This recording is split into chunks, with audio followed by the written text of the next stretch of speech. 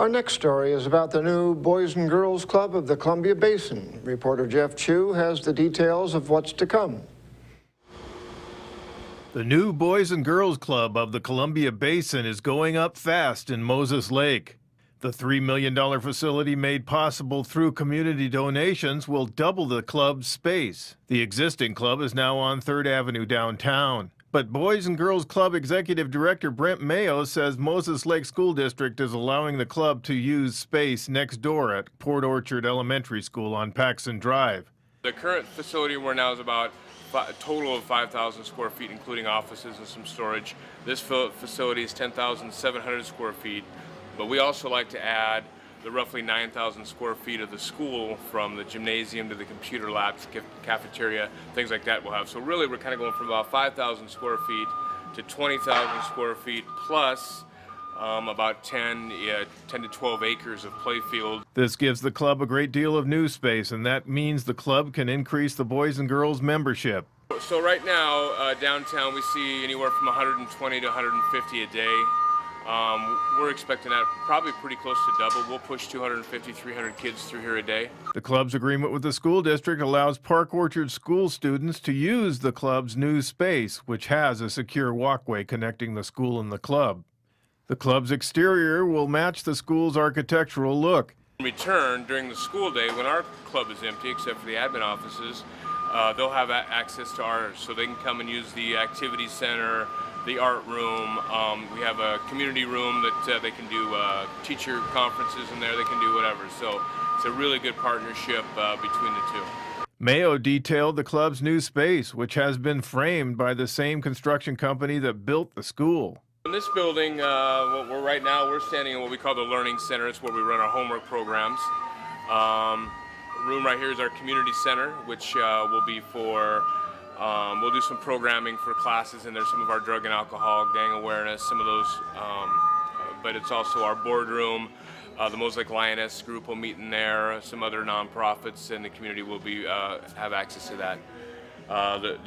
Right next to us is the Arts Center, so we'll have a nice art room where the kids can be.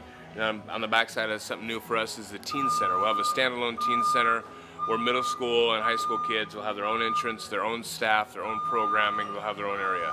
Mayo said the need for new Boys and Girls Club space is big. We've outgrown the facility we have down on 410 West 3rd right now. We haven't, I've been here for almost 8 years now. We haven't recruited a member or anything. We've just kind of been status quo because we couldn't actually have any more members. Mayo said the club is about $200,000 short in funding for the project, which is expected to be completed in the fall for a grand opening. I'm Jeff Chu for iFIBER 1 News. And for this week's sports, the Wenatchee Apple Sox dropped an exciting one-run ball game to the Bellingham Bells at home. Reporter Sean Wells has the details. The Wenatchee Apple Sox hosted the Bellingham Bells in West Coast League play. The Sox and Bells are two of the top teams in league. Sox pitching coach A.J. Prozac is happy with how the season's gone so far. We got a lot of different guys coming in and out. We're starting to piece together, I think, a complete team. We got a good group of guys, I think, and competition-wise, I think we got enough guys to compete day in and day out. Apple Sox players Trenton Brooks and Cooper Elliott are optimistic about the rest of their season. I feel like the best is yet to come. I feel like we're going to start swinging it well. I mean, our bats are going to get hotter. Pitching is doing pretty well so far. I think that's only going to get better. We got a lot of good players from a lot of good colleges. I expect us to bounce back. We always have that respondability factor coming into play whenever we lose a game like the last two games, and I think we're going to come back strong.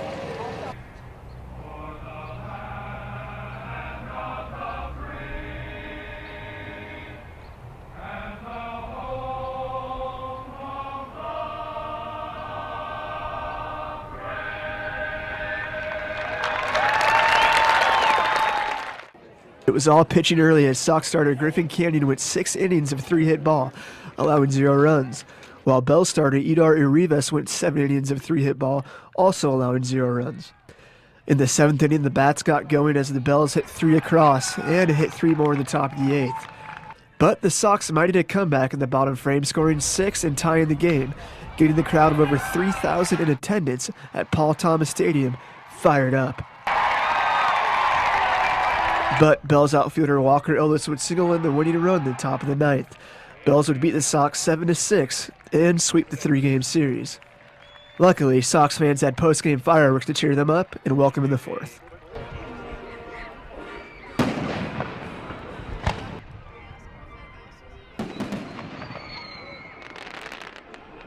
From all of us at iFIBER One Sports, have a happy 4th. I'm Sean Wells.